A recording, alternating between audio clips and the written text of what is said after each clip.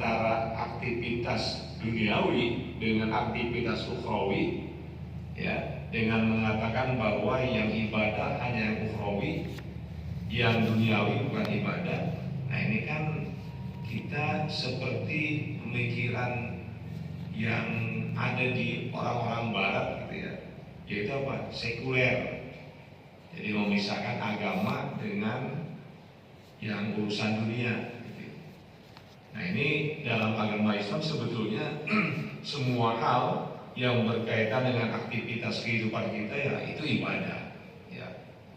Makanya ketika kita makan ya, seperti yang dijelaskan oleh Habib Abdullah Al-Haddad dalam Risalatul Mu'awana, itu kalau kita makan minum lalu kita niatkan untuk kita kuat ibadah gitu ya, kita kuat melaksanakan kegiatan-kegiatan yang baik. Nah ini udah punya nilai ibadah ya. Ada nilai ibadahnya, berarti ada pahalanya ya. Bahkan kalau kita mandi gitu, mandi pagi hari, lalu kita niatkan untuk menjadikan kita giat ya dalam aktivitas kita, itu pun mandinya ibadah ya. Jadi sesuatu yang umum ya, sesuatu yang sifatnya adat, kebiasaan, kalau dia diniatkan untuk kebaikan maka dia menjadi ibadah ya. Jadi adat itu bisa menjadi ibadah. Kalau kita mau cari dalilnya nggak bakal ketemu gitu kan ya. Tapi kalau lihat dari kontennya, apa yang dilaksanakan dalam acara halal bihalal, yaitu adalah ibadah kepada Allah Subhanahu wa taala. Dan umumnya, ya ini umumnya nih, kalau kita melaksanakan kegiatan halal bihalal, nah ini karena memang kita laksanakan pada saat Syawal, gitu, setelah Ramadan, maka itu biasanya dibaca tuh ya surah Ali Imran ayat 133 dan 134. Ya. Saya melihat kenapa ini yang sering dikumandangkan dibahas, karena memang berkaitan dengan hasil dari ibadah Ramadan kita. Gitu. Mungkin semua pada hafal nih ayat ini, yaitu firman Allah, Bismillahirrahmanirrahim. Wasari'u ila maghfiratin min rabbikum wa jannatin 'arduhas samawati wal ardh u'iddat lil muttaqin. Itu Ali Imran 133 ya. Jadi wasari'u ila maghfiratin min rabbikum, bersegeralah kamu ya untuk mendapatkan ampunan dari Tuhanmu. Wasari'u ila maghfiratin rabbikum wa jannatin 'arduhas samawati wal ardh, dan bersegeralah untuk meraih surga Allah yang luasnya itu seluas langit dan bumi. Nah baru masuk kemudian ayat 134 ya. Jadi apa namanya, jannah u'iddat lil muttaqin, jannah itu disediakan untuk orang yang bertakwa. Nah kemudian ayat 134 itu menjelaskan, menjabarkan orang-orang yang bertakwa itu yang seperti apa ya. Nah di sini Allah menyatakan apa? Alladzina yunfiquna ya fis-sarra'i wad-dharra'i. Itu satu tuh. Ya, kenapa ayat ini selalu dibahas biasanya pada saat halal bihalal? Karena ketika Ramadan kemarin kita berpuasa, itu kan tujuannya la'allakum tattaqun ya, agar kamu itu menjadi orang yang bertakwa. Nah Allah kemudian dalam Ali Imran 134 menjabarkan siapa yang dimaksud orang yang bertakwa. Maka yang pertama apa? Alladzina yunfiquna fis-sarra'i wad-dharra, yaitu orang yang selalu menginfakkan hartanya fisarrai wa dharra, pada saat dia itu memiliki kelapangan dan di saat dia itu mendapatkan kesempitan. Artinya apa? Orang yang bertakwa itu, ya, orang yang sukses puasanya, dia menjadi orang bertakwa, maka indikatornya yang pertama adalah dia selalu berinfak. Baik ketika dia punya uang banyak ataupun uangnya sedikit. Ketika dia dalam keadaan luas ataupun dalam keadaan dia sempit, itu nggak ditinggalin tuh. Mungkin kalau uangnya lagi banyak, ya dia ngasih banyak infaknya, gitu kan ya. Kalau uangnya sedikit, ya mungkin dia sedikit. Orang yang bertakwa itu adalah orang yang mampu mengendalikan amarahnya. Jadi ketika dia satu saat mungkin terprovokasi gitu ya, dengan satu keadaan, dia itu sebetulnya udah naik nih ya, kepengen marah. Tapi orang yang bertakwa, dia enggak akan melakukan hal tersebut. Jadi al-qazimin itu ditahan amarahnya. Nah ini kan susah gitu ya. Tapi kan itu udah kita bisa lakukan saat Ramadan kemarin. Kita lagi puasa ya, kemudian karena kita khawatir puasa kita rusak, maka hal-hal yang bisa membuat kita marah kita tahan. Ya, kita bisa nahan. Itu kemarin saya sampaikan apa, ini namanya kesalehan moral, kesalehan akhlak ya, karena dia itu seharusnya pada umumnya orang itu marah diprovokasi ya sesuatu, tapi dia bisa menahan diri gitu, bisa menahan diri. Ini namanya orang yang bertakwa. Kemudian yang ketiga, wal afina 'anil nas. Orang yang bertakwa itu adalah orang yang selalu mau memaafkan orang lain. Jadi dalam kehidupan berinteraksi dengan sesama itu kita nggak mungkin ya terbebas dari dosa ya, salah kepada orang lain. Bisa ucapan kita gitu ya, ucapan kita itu bisa membuat orang jadi marah gitu, membuat orang menjadi nggak suka, bisa jadi itu kan namanya sebuah dosa gitu. Sentral pada saat itu. Tapi apa yang Nabi katakan? Nabi mengatakan apa? Man dakhala al-masjidal haram bahwa amin.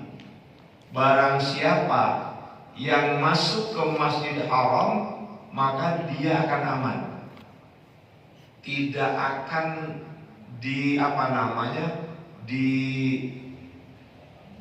ditangkap atau diapakan lah gitu ya. Aman udah. Tapi yang kedua yang luar biasa, wa man dakhala baita Abi Sufyan bahwa amin. Barang siapa yang masuk ke rumah Abu Sufyan, dia aman. Ya ini kan maafnya Nabi luar biasa itu. Mungkin kalau kita ingat tuh dulu ya, umpamanya kita pernah ditindas gitu ya, pernah diusir gitu, pernah dihina sedemikian rupa, lalu kita kembali sebagai pemenang. Mungkin orang yang dulu menindas kita habis itu ya, kita balas dendam itu ya. Tapi Nabi enggak. Dulu Abu Sufyan termasuk yang mengusir beliau, Nabi angkat namanya di saat Abu Sufyan jatuh ya, reputasinya jatuh udah, Nabi angkat ya, karena Nabi sadar, Nabi tahu ini orang tokoh yang namanya tokoh ya, jangan dia itu dijatuhkan walaupun dalam kondisi dia itu terpuruk karena tokoh, gitu kan ya. Sehingga ketokohannya itu ya kan secara strategi Nabi paham betul itu. Dengan merangkul Abu Sufyan ya, tokoh sentral Mekah, kafir Quraisy, maka ketika Abu Sufyan menyatakan asyhadu alla ilaha illallah, oh itu semuanya semua ikut itu. Orang Mekah itu semua ikut ya, menyatakan kesetiaan baiat ya untuk memeluk agama Islam. Nah ini kan maaf yang luar biasa. Sekali lagi kalau kita ya mungkin akan lain ya kan gitu tuh ya. Dulu lu musim saya, gitu kan ya. Dulu nyakitin saya. Nah, sekarang dalam kondisi terpuruk rasain lu, gitu kan ya. Gitu. Ya mungkin kita begitu tuh bisa jadi. Tapi Rasul nggak kayak gitu. Ya dia maafkan itu, dia maafkan.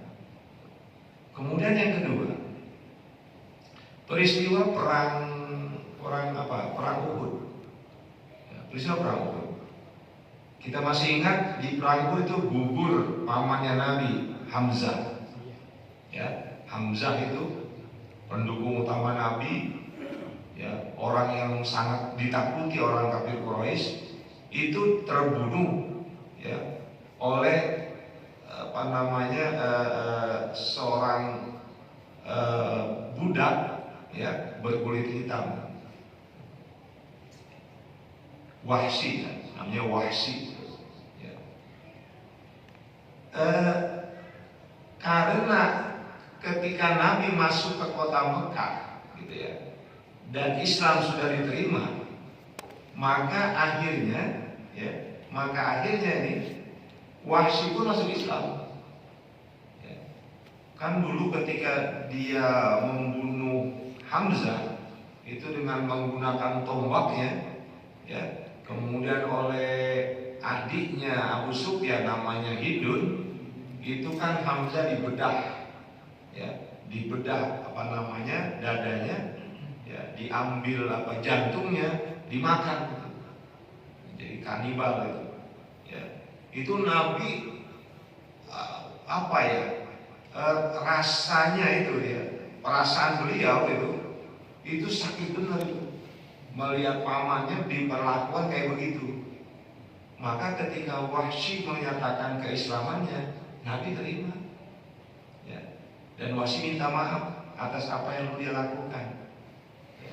Nabi terima. Tapi yang namanya manusia gitu kan ya, yang harus lebih tinggi lagi Pak, muhsin. Bagaimana gambaran muhsin? Kata Pak Boy Syihab, kalau wal afina ya, wal afina itu memaafkan, itu ibaratnya kayak orang nulis di sebuah kertas, kemudian tulisannya itu di tip X ya, tulisannya di tip X ya. Kan hilang tuh ya, hilang. Namun kalau diterawang dari belakang, tulisannya masih ada.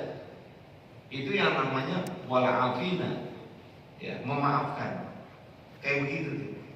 Jadi memaafkan tapi masih ingat aja ya. Ada orang yang punya salah sama kita ya, minta maaf, kita maafkan, tapi masih ya kayaknya belum ridho, belum rela, benar gitu ya. Iya, masih nggak enak gitu ya. Itu gitu kata Pak Boy, itu seperti itu. Sampai walafina aja ya, memaafkan. Tapi kalau muhsin, kata beliau, muhsin di dalam apa? Mungkin bukunya yang lama tuh, buku beliau yang termasuk bestseller, membumikan Al-Quran itu ya. Itu beliau kata apa? Muhsin itu ketika kita ada orang yang punya salah kepada kita maafkan dia, kita umpamakan bahwa kertas yang udah kita tulis dan itu ada kesalahan, kita nggak tipek, tapi dirobek ya, dirobek kemudian dibuang dibuka lembar yang baru. Itu namanya muhsin. Namanya muhsin. Orang yang memang begitu ikhlas berbuat kebaikan. Ya. Sehingga memaafkan, udah selesai. Peristiwa itu gitu ya. Nah, itu ya, abad ke-7 itu terlalu modern. Ya, sikap kayak begitu tuh, sikap humanis kayak begitu, itu modern banget. Ya, sementara di lain tempat nggak ada itu. Tapi Nabi begitu katakan, barang siapa yang menyakiti kafir zimmi, berarti dia menyakiti aku. Ya. Ini yang mesti dilihat nih oleh orang-orang Barat yang mengatakan Islam itu agama yang keras, ya, agama radikal.